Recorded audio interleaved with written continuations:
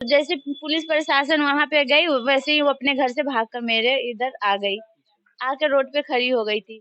तो मेरी बुआ वहीं पे रहती है, वहीं शादी हुआ है। तो वो बोली सी त मैं वो जिसके घर के पास बुआ का लाश मिला है, इसी के घर के पास का, चल इससे पूछते हैं से कहीं उसको कुछ पता होगा। सबसे पहले दीदी ये बताइए कि अभिषेक कुमार आपके भाई थे, तो उनके प्यार के बारे में कुछ जानती थी कि नहीं? नहीं, जानते तो करने देते क्या? तो ये बताइए कि आखिर ये घटना कब की है और कैसे हो गया, कुछ पता है आपको? ऐसे तो घटना 25 तारीख की रात की है। जी। अब कैसे हुआ, वो तो बता ही रही है आपको हर वीडियो में। अच्छा, अभिषेक कुमार जो आपके भाई थे, वो बताया जा रहा है कि एक शादी में गए थे। जी। अच्छा, उसके बाद उस रात में उनका कत्ल हो जाता है। तो आप लोगों को पता कब चला और कैसे पता चला? किनके द्वारा पता चला? पता तो मुझे, मैं तो यहाँ रहती नहीं हूँ, पहली बात। पता चला जब मेरा भाई का बाइक वहाँ जंगल में लगा हुआ था, जी। तो उसी गाँव के लोग आके मेरे बड़े पापा को बोले जे आपके घर का बाइक लगा हुआ है। तो मेरे बड़े पापा बोले से ठीक है, बोले तो मैं बोली से बड़े पापा बोले से चलिए मैं देखता हूँ से मेरा घर का बाइक है कि नहीं है। तो वो बाइक देखने गए, तो वो बाइक मेरा ही था। तो वो बोले से बाइक यहाँ है, तो अभिषेक कहाँ है?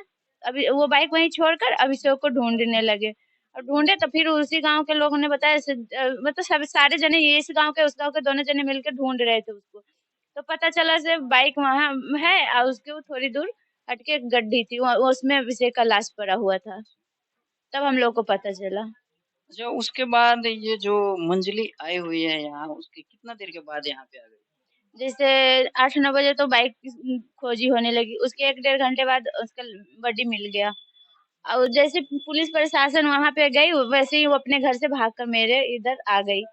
आके रोड पे खड़ी हो गई थी। मेरी बुआ वहीं पे रहती है, वहीं शादी हुआ है। तो वो बोली सी त मैं वो जिसके घर के पास बुआ का लाश मिला है, इसी के घर के पास का, चल इससे पूछते हैं से कहीं उसको कुछ पता होगा। जैसे मेरी बुआ आंटी लोग गई पूछने के लिए, तैसे वो बेहोश होकर गिर गई। तो फिर आंटी लोग बोली ऐसे गिर गई होगी। फिर उसको होश में लाने के लिए पानी-वानी छीटी, तो वो बोली से मेरे भाई ने ही अभिषेक को मारा है। तो फिर अ, पुलिस प्रशासन को बुलवाकर तो पुलिस को गवाही दी, जो भी सामान बताई वो सब उसको मिल गया। अच्छा, मंजली कुमारी बताई कि मेरा भाई अभिषेक को मार दिया है। जी।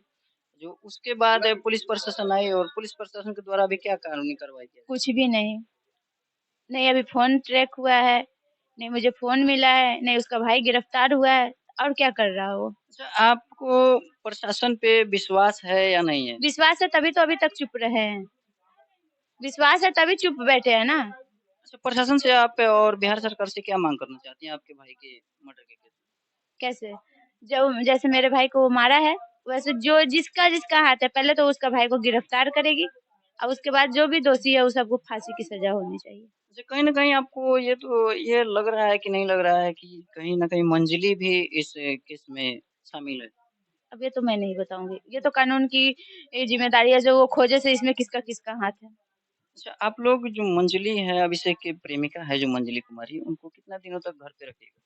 जब तक वो गवाही नहीं दे देती कोर्ट में तब तक। अब उसके बाद जो भी होगा कानून बताएगी, जो कहाँ वो रहेगी, नहीं रहेगी, वो तो उनकी ज़िम्मेदारी है। हम लोग तो इसमें कुछ भी नहीं बोलेंगे।